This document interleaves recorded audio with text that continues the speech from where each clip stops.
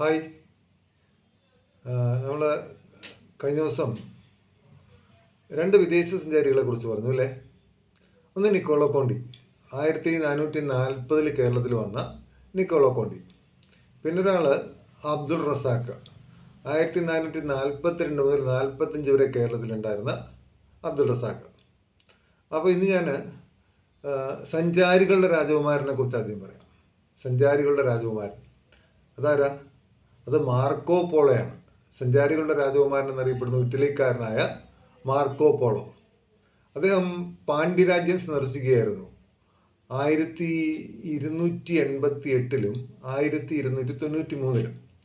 അപ്പോൾ നമ്മുടെ നിക്കോളോ കോണ്ടിയും അബ്ദുൾ റസാഖും ഒക്കെ വരുന്നതിന് മുമ്പാണ്.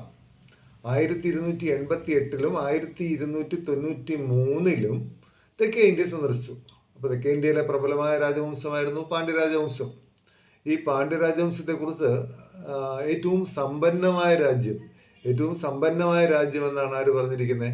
മാർക്കോ പോളോ അദ്ദേഹത്തിൻ്റെ കൃതികളിൽ പറഞ്ഞിരിക്കുന്നത്. അതുപോലെ നമ്മുടെ കന്യാകുമാരി ഉണ്ടല്ലോ, കന്യാകുമാരി അദ്ദേഹം കൊമരി എന്നാണ് അദ്ദേഹത്തിൻ്റെ കൃതികളിൽ പറഞ്ഞിരിക്കുന്നത്. കന്യാകുമാരി കൊമരി എന്ന് പറഞ്ഞിട്ടുണ്ട്.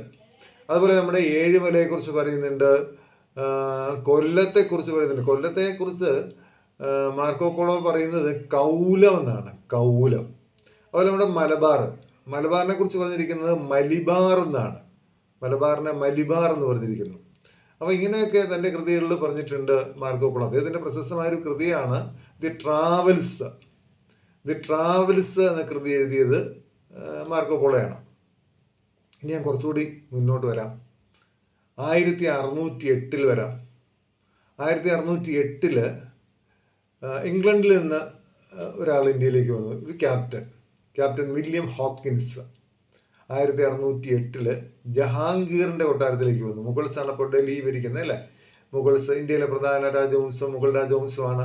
അപ്പോൾ ജഹാംഗീറിൻ്റെ സദസ്സിലേക്ക് വരുന്നു. അതുപോലെ 1615 വരുന്നത് നമ്മുടെ സർ തോമസ് റോയാണ്. അപ്പോൾ ഇവർ രണ്ടുപേരും വരുന്നത് ഇംഗ്ലണ്ടിലെ രാജാവായിരുന്ന ജെയിംസ് ഒന്നാമൻ്റെ അംബാസിഡർമാരായിട്ടാണ്. അപ്പോൾ ജെയിംസ് ഒന്നാമൻ്റെ അംബാസിഡർമാരായിട്ടാണ് ആരൊക്കെ വന്നത്? വില്യം ഹോക്കിൻസും സർ തോമസ് റോയും വന്നത്. ഇനി സർ തോമസ് റോയുടെ ഒരു പുസ്തകമുണ്ട്, എംബസി എന്ന പുസ്തകം എഴുതിയത് സർ തോമസ് റോയാണ്. എംബസി എന്ന പുസ്തകം എഴുതിയ ആളാണ് സർ തോമസ് റോ.